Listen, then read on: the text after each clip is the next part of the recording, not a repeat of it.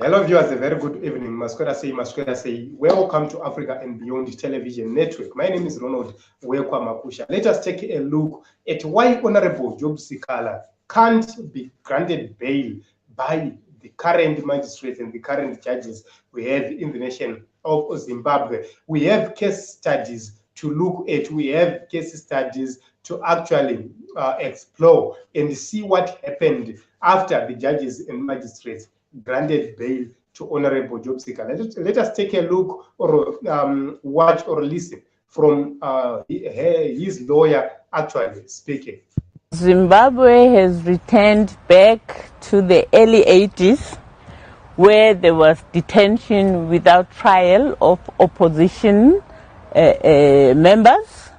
We are not different from when the ZAPU leadership was in detention without trial. The difference is that now there's a veneer of legality in trying to take these people to court as if there is due process. The bottom line is that those people are in custody for no other reason than that they are opposition leaders. They've been denied bail for no other reason than that they are, in fact, political leaders. And you will recall that one of the judges who recently got misconducted says her troubles started after she gave bail to Job Sikhala. That background should tell you everything why we are not getting bail in the Job Sikhala case. So as you have heard from Amai Beatrice Mtetwa speaking, the judge is Justice Erica Ndewere. Justice Erica Ndewere was removed from the bench after this happened, after granting Job Sikhala bail. And a lot of ZANU-PF people were on Twitter actually condemning Justice Erica Ndewere for actually granting Honorable Job Sikhala bail.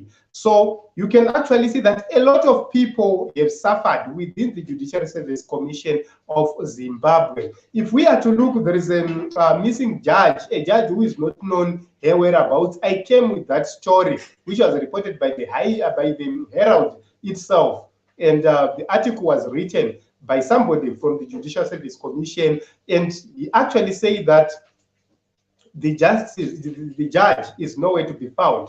Why is she missing? Is because she presided over a case where Justice Luke Malaba was said was no longer the Chief Justice, and she was persecuted and she is in hiding. Nobody knows where her whereabouts. This is also Honorable Judge Justice Erica Ndewere suffering the same. A lot of judges have faced the reprisals after giving their judgments. Their independence is no longer guaranteed. Why? There is massive interference from the regime and from the state itself. We have seen politicians giving statements way before a judgment is handed down, only to warn or to tell the judges to say, if you go against our wishes and our will, we are actually watching. So this is what is happening. On the other hand, despite being paid, despite being intimidated, there is another issue. When judges are being paid peanuts, a lot of things happen. So the question is, if I am a judge myself, as an example, if I am a judge and I'm being paid peanuts and I manage to build a house, the state will know that I have a house which I am building. And the state will just go and look, is my wife into business?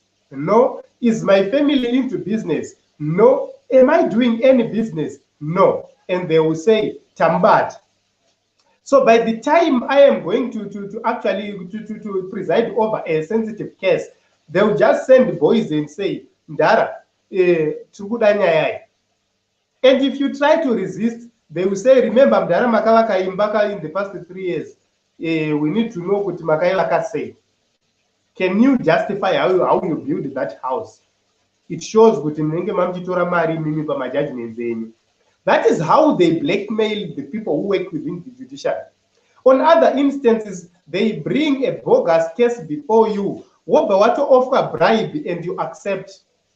Once you accept that bribe, chachaya, they'll come with those issues and say, Dara, Remember kuti makatambira bribe gore riya riya pakati.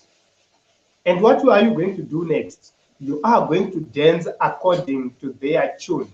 So this is how judicial capture happens. Magistrates, they are more vulnerable. Judges are better. But this is how judicial capture happens. They just find ways. At times, and they press you with so clever judges, they recuse themselves on sensitive cases. For an example, if you are a judge, they want to see how you are going to solve and how you are going to deal with that case. So at the end of the day, when people like Honorable Job Sikhala comes seeking bail, no judge is willing to actually preside over that case, number one. Number two, the allocated judge is not willing to grant them bail. That is the reason why the last time the judge didn't grant Honorable Job Sikhala bail, nothing was said. He just said, I'm not granting Job Sikhala bail. I will give the reasons later. It's because there are instructions from somewhere. There are instructions from elsewhere. How do we deal with matters like this? This is a matter which we can't deal with at this moment. This is a matter we need to deal with by informing those around us so that we register to vote, so that we prepare in 2023, we actually go and make sure that we place an X at the rightful candidate, who is Advocate Nelson Chamisa. Let us vote. That is the only way to bring change. There are a lot of issues happening. If you go against the state goes after you. And as an individual, nobody is powerful to go against the state.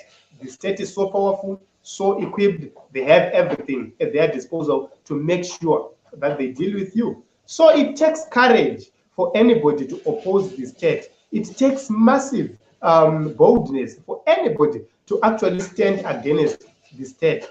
Otherwise, if you love your life, you won't live. If you really love your life, you won't live. So you have to sacrifice it for you to be able to speak out. Without that, you are in trouble. So this is it, Team Zimbabwe. I don't want much to say much. I have tried to explore this issue. I have tried to expose or to show you why it is difficult to grant Honorable Sikhala bail. That is according to his lawyer, Amai Beatrice Mutetwa. Thank you very much for coming. My name is Ronald Uwekwa Makusha. Keep on subscribing, liking, commenting, and also sharing.